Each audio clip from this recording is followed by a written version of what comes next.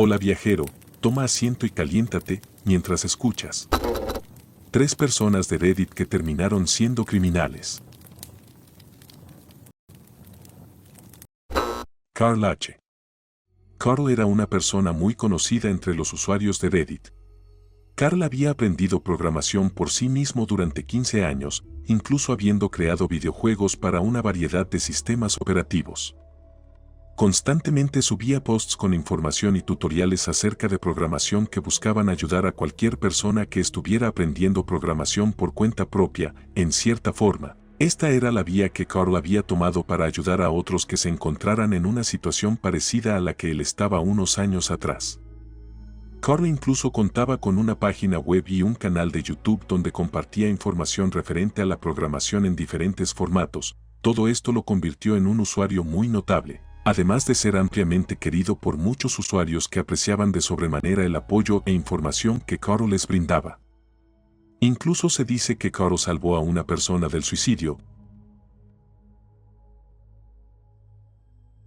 Todas estas circunstancias se sumaron y terminaron por hacer que Carl fuera nombrado usuario de Reddit del día en una ocasión. En noviembre de 2013 Carl dejó de subir posts con tanta frecuencia como lo había hecho durante los 7 años anteriores. Esto no pasó desapercibido por sus fans, quienes de inmediato comenzaron a preocuparse por Carl. ¿Estará enfermo? ¿Se habrá accidentado? ¿Habrá muerto?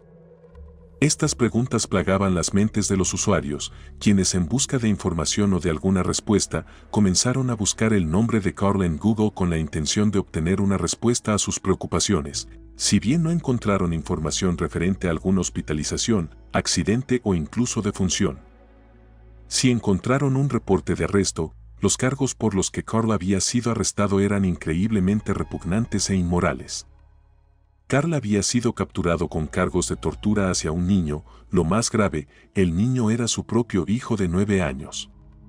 Durante varios meses el niño había sido mantenido en cautividad y torturado sexualmente no solo por Carl sino también por otro hombre llamado Charles Donovan.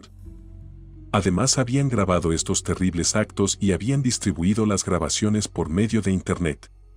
Las grabaciones eran tan horribles que se reportó que algunos oficiales se sintieron enfermos después de descubrir la evidencia.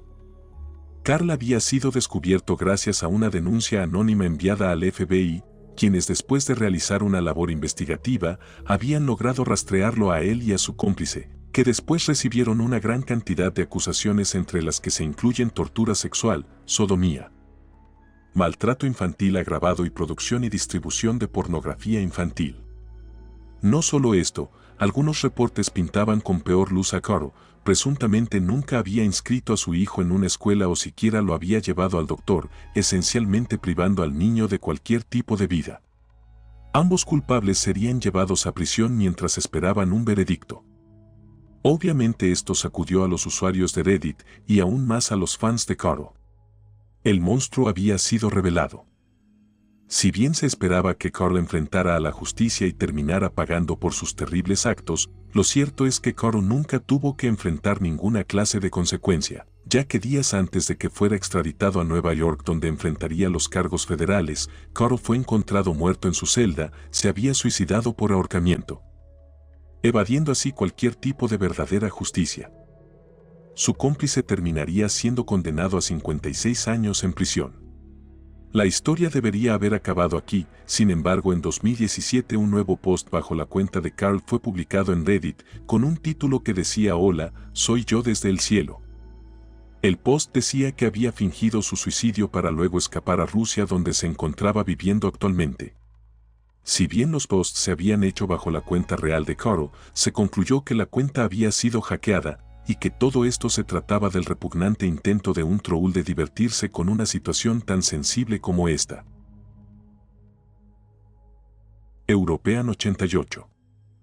Joshua Rand Goldberg era una persona que pasaba prácticamente todo su tiempo en Internet. Contaba con varias identidades falsas en distintas redes sociales con las que se dedicaba a propagar información falsa, promover terrorismo, destilar odio y a hacer publicaciones troll abogando por el feminismo liberal, neonazismo y otras ideologías.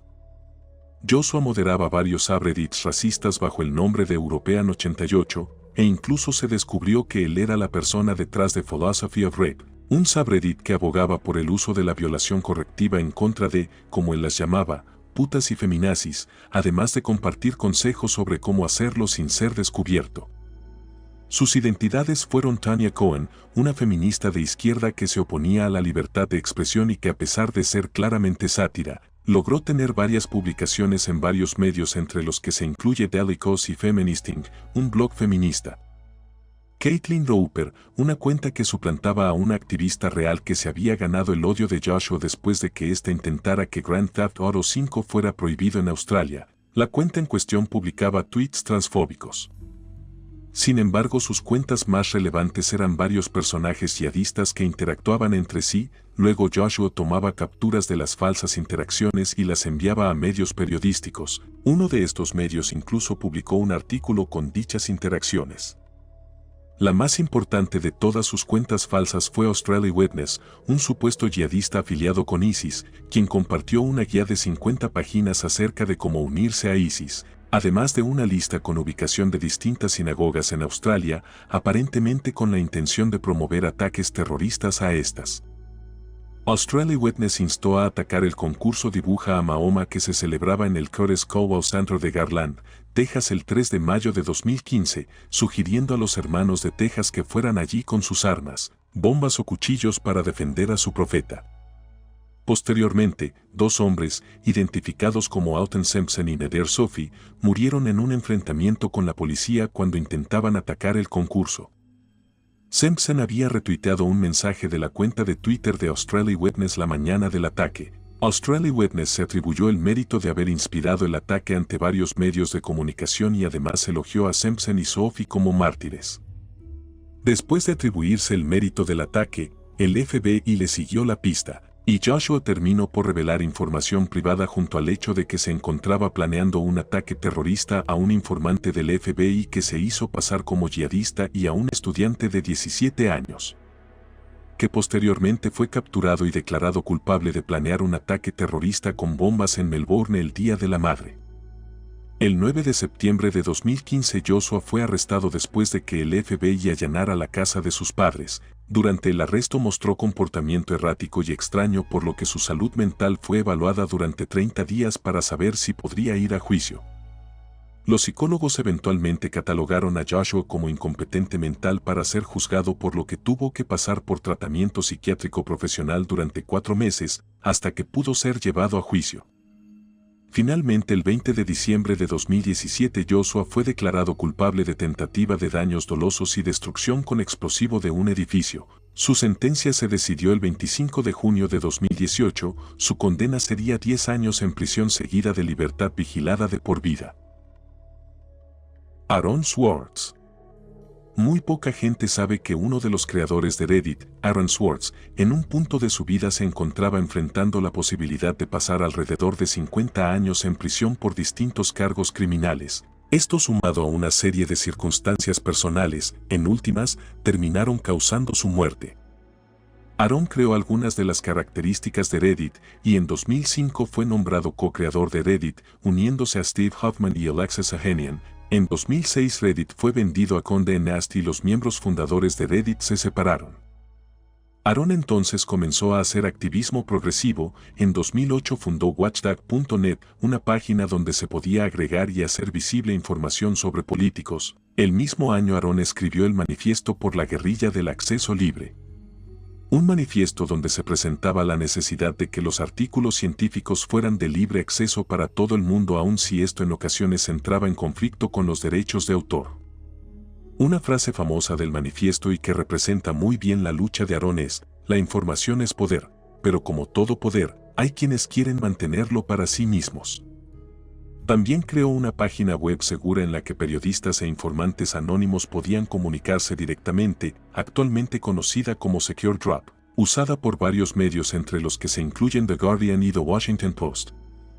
Además se envolvió en una de las campañas en contra de la ley SOPA. La ley en cuestión fue ampliamente criticada debido a que permitía al gobierno de los Estados Unidos censurar o clausurar cualquier página web que fuera acusada de violar los derechos de autor. También creó un proxy que permite a los usuarios acceder fácilmente a Tor desde cualquier navegador web. El historial de Aaron es impecable y su activismo siempre buscó el libre flujo de la información y la libertad de Internet. La mayoría de personas catalogarían sus acciones como justas. Entonces, ¿cómo terminó enfrentado a la posibilidad de cárcel? Bueno, muchos lo denominaron como una persecución a un individuo que resultaba incómodo para el gobierno. La persecución a Aaron comienza en 2008 cuando Aaron descarga alrededor de 2.7 millones de documentos públicos de la Corte Federal alojados en una página gubernamental. Los documentos se encontraban detrás de un muro de pago, por lo que Aaron usó una cuenta de prueba para descargar los documentos. Esta acción llamó la atención del FBI, quienes después de una investigación decidieron no presentar cargos debido a que los documentos descargados eran, de hecho, públicos. En 2010 Aaron descarga aproximadamente 4.8 millones de artículos y documentos académicos y científicos de JSTOR. La descarga fue realizada desde un cuarto de cableado dentro del Instituto Tecnológico de Massachusetts. Aaron había sido grabado en cámara y gracias a esto la persecución se intensificó. El 6 de enero de 2011 Aaron fue capturado, el 11 de julio fue acusado de fraude electrónico, fraude informático, entrada ilegal e imprudente a un ordenador protegido y daños. El 17 de noviembre se le añadieron los cargos de irrupción en propiedad, hurto mayor y acceso no autorizado a una red informática. Y el 12 de septiembre de 2012 la Fiscalía añadió 9 cargos más, cosa que enfrentaba a Aaron a la posibilidad de más de 50 años de cárcel y multas que sumadas superaban $1 millón. La persecución hacia Aaron fue ampliamente criticada y catalogada en varias ocasiones como una sobreacusación penal y una persecución excesivamente meticulosa, promovida por la fiscal general de Massachusetts, Carmen Ortiz. El 11 de enero de 2013 Aaron fue encontrado muerto en su apartamento. Aaron se había suicidado por ahorcamiento. Al momento de su muerte se encontraba enfrentando a más de $4 millones en multas y más de 50 años en cárcel. Después de la muerte de Aaron, la Fiscalía decidió desestimar los cargos en su contra y el Instituto Tecnológico de Massachusetts pidió disculpas públicas por haber guardado silencio ante los abusos cometidos en contra de Aaron. Estas 3 historias nos demuestran el hecho de que nunca conocemos en realidad a una persona, y aún menos si es una persona detrás de una pantalla de computador. Nos recuerdan que el Internet está lleno de gente que solo busca hacer daño a otros de cualquier manera posible. Y la triste realidad de que la justicia muchas veces se encuentra del lado equivocado.